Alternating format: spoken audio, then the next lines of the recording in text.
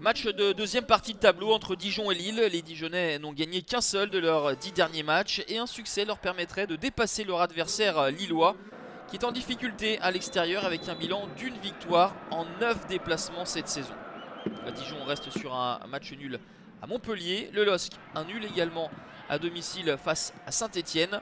Les deux équipes ont besoin de points, mais sur cette pelouse délicate, ce sont les Lillois qui sont les plus à l'aise avec cette incursion de Lopez qui tente le lob sur Baptiste Renet sur cette action.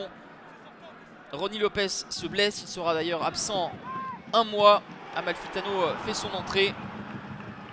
Les principales opportunités des Dijonnais sont sur coup de pied arrêté avec cette tête de l'ancien Varro sans problème pour Vincent Enyama.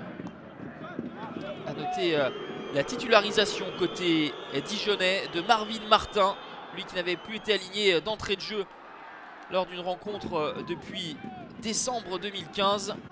Amalfitano s'illustre après son entrée en jeu avec cette frappe tendue. 0-0 à la pause sur une pelouse donc partiellement gelée.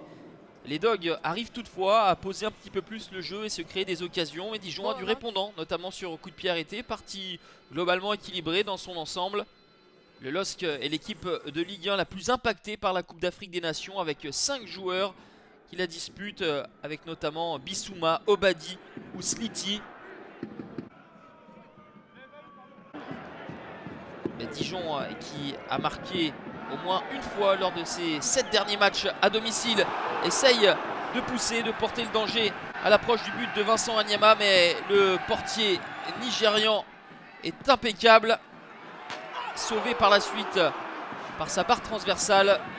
Si les Lillois sont mieux en ce moment, c'est en partie dû au niveau international retrouvé de Vincent Enyama.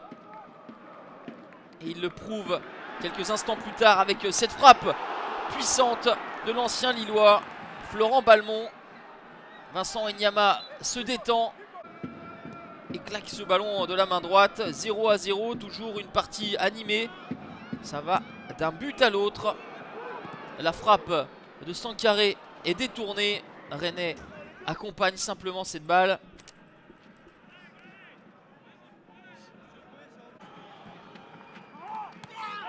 Lille réclame un petit quelque chose sur ce ballon. Et rien ne sera sifflé. 0-0, un résultat logique qui ne permet à aucune des deux équipes de s'éloigner confortablement de la zone rouge.